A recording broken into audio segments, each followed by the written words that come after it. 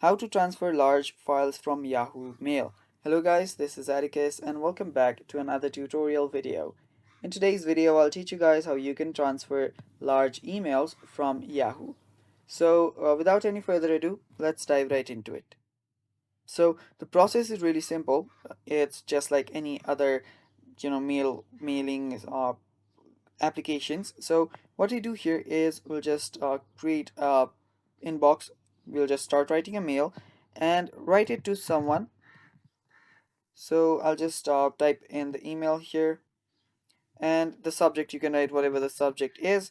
And when you want to attach a file which is too large, what you'll need to do is you'll simply need to attach it. So let me just attach a file here.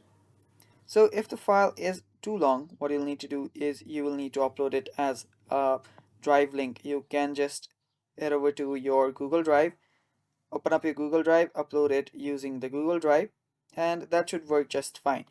The other thing that you can do is you can just you can part the video or you can part the file and then send it as two different mails.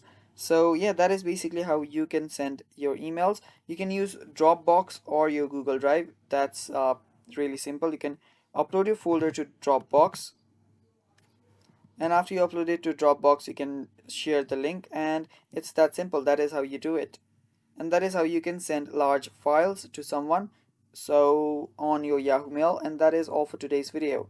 Thanks for watching. Stay tuned for more, and bye bye. Take care.